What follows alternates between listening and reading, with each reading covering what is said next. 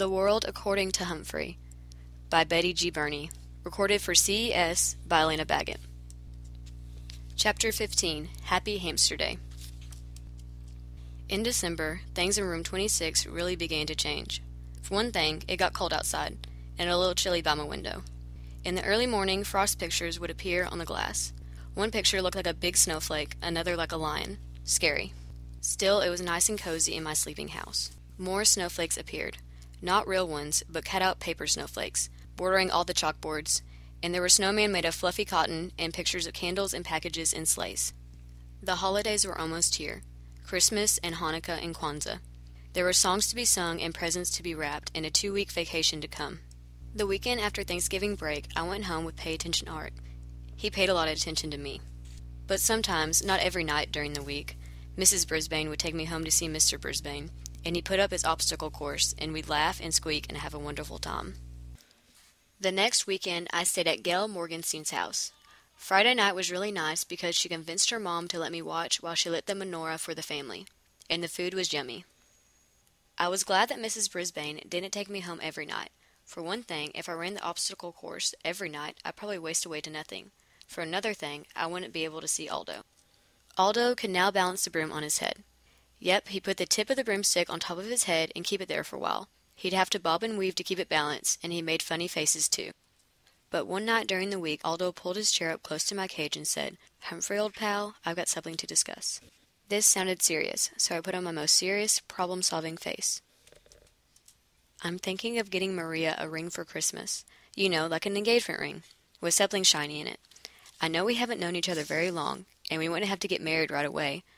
On the other hand, I'm not a spring chicken, and I like to settle down and raise a couple of kids, and maybe a couple of hamsters too, you know?"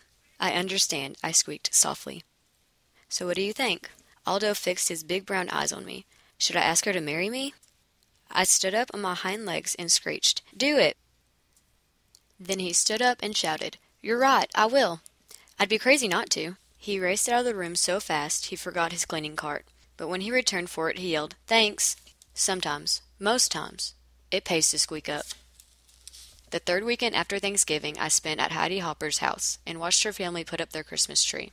It was the most beautiful thing I've ever seen, second only to the little tree Heidi put in my cage. It was made of my favorite treat, broccoli. And then it was almost holiday vacation. Suddenly, it seemed as if we didn't have quite as much work to do in class. Everybody was planning the holiday party for the last day of school. One day, Garth, who never used to wait for the bell, stayed after school to ask Miss Brisbane a question. "May I please bring Humphrey home with me over the holidays?" he asked. Mrs. Brisbane looked as surprised as I was. "Well, Garth, I thought that was a problem." Garth smiled broadly. "My mom is much better now, and Dad says it's okay to bring Humphrey home." Mrs. Brisbane smiled back. "That is wonderful news, but I think 2 weeks might be a little too much. How about the first weekend in January?" Garth nodded, but he looked disappointed. "Tell you what, why don't you have your parents bring you by our house to see Humphrey over the holidays? You can watch him run his obstacle course." Garth didn't look disappointed anymore. On the last day of school, everybody was very dressed up. I had on my fur coat. Mrs. Brisbane wore a red and green striped sweater and a green skirt. She also wore a Santa Claus hat. This was an entirely new Mrs. Brisbane, the dressing up Mrs. Brisbane. "Class, I have an important announcement. We're having a surprise visitor this morning, before our party. There will be no vocabulary test today." After the cheers died down, Mrs. Brisbane went out in the hall and waved. A minute later, you'll never guess who entered the classroom. Mr. Brisbane. He was wearing a Santa Claus hat, too. He looked a lot better now. No gray stubble or wrinkled pajamas. On his lap, he had a large box. Mrs. Brisbane introduced him to the class, and they all applauded. He then told me that his surprise was actually for me. First, he pulled out something like my cage, only bigger. "This is my gift to Humphrey. This extension attaches to his cage and makes it bigger. Now you're all going to help me build Humphrey his holiday present, his very own playground." The kids squealed and giggled, and I couldn't hold back a squeal of my own. I could keep my homey cage with its lock that doesn't lock, but I also had my own park to play in. Mr. Brisbane gathered my classmates around the big table and explained his plan. Mrs. Brisbane unloaded the pieces. First there was a seesaw, then a tree branch to swing from, a big jungle gym, and 2 ladders, one to climb and one to walk across like a bridge. My. Saya held me while the other kids worked on my cage. She patted me gently and murmured comforting words. Meanwhile, Mr. Brisbane patiently instructed the children as they arranged the pieces. He even made sure everyone got a turn. Then Mr. Morrill dropped by to see how things were going. He was wearing a tie that had little Christmas lights that really lit up. He and Mrs. Brisbane stood behind the children, watching as my playground took shape. "Looks like Bert should be a teacher too," the principal told Mrs. Brisbane. "He already is," I heard Mrs. Brisbane respond. "He just started teaching arts and crafts to seniors and kids at the community center." "So he's made a new start," said the principal, "thanks to Humphrey." I believe those words were the best present I could ever have. "Guess what I got my kids for Christmas?" the principal asked. "A hamster. Maybe it's a present for me as well. I think my papa will enjoy it too." When Saya put me back in my cage, everyone watched as I raced to my new playground, climbed the jungle gym, made a leap to the tree branch, and jumped over to the seesaw. Now I could have recess any time I wanted. Whoopee. Just then, the room mothers arrived with cupcakes and juice. While they passed out the food, Saya and Miranda slipped quietly out of the room. A little while later, Mrs. Brisbane announced that she had another surprise, gifts for the class. The door opened, and in came Miranda and Saya, wearing red dresses, trimmed in white fur, not real fur like mine, and white fur hats. They each had a basket filled with small presents, and they danced around the room singing a song about the wonders of winter while they passed the gifts out. When the kids opened their packages, they each found a keychain with a small furry toy hamster attached. The hamsters came in all colors: red, green, purple, gold, silver. Nice. The room mothers presented Mrs. Brisbane with a gift, a pair of red earrings, which she put on right away. I already thought it was a perfect day, but it wasn't really quite perfect until Mr. Morrill peeked out in the hallway and announced that he had a big surprise. I wasn't sure we could stand many more surprises. And then she walked in. The biggest surprise I could imagine. Miss Mack was back. She was wearing a long, flowered shirt and bright red blouse, and she had a butterfly in her hair. Not a real one, of course. And she had a huge canvas bag with her. "Remember me?" she asked with a huge smile. My classmates were thrilled, and they all rushed to her side. I was so surprised. I was positively squeakless. Mrs. Brisbane made everyone sit down again, and asked Mrs. Mack, of course she insisted on calling her Mrs. McNamara, about her travels. Miss Mack told us about the rainforest and teaching in a school in Brazil. Then she opened up her big bag and took out a stack of holiday cards.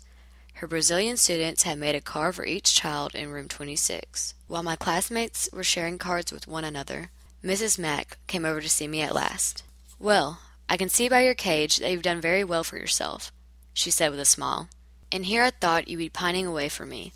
"I have," I squeaked. She reached into her big bag.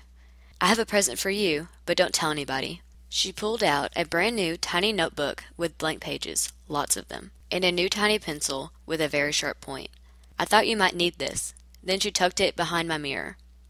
Miss Mack stared at me a long while, then softly said, "I've seen a lot of creatures in a lot of places in the last few months, but you're still the handsomest and smartest of all." "Yes, yes, yes!" "And don't worry, I'll be back to see you again." She was still the same wonderful Miss Mack. I'd follow her to the end of the earth, I thought. Or at least to Brazil. But then it hit me. As much as I love her, and she loves me, Miss Mack doesn't need me. Not as much as the Brisbanes and my classmates and their families do. Maybe that's what Miss Mack was thinking when she left me in room 26. This is where I belong. All too soon the bell rang. School was over for the day.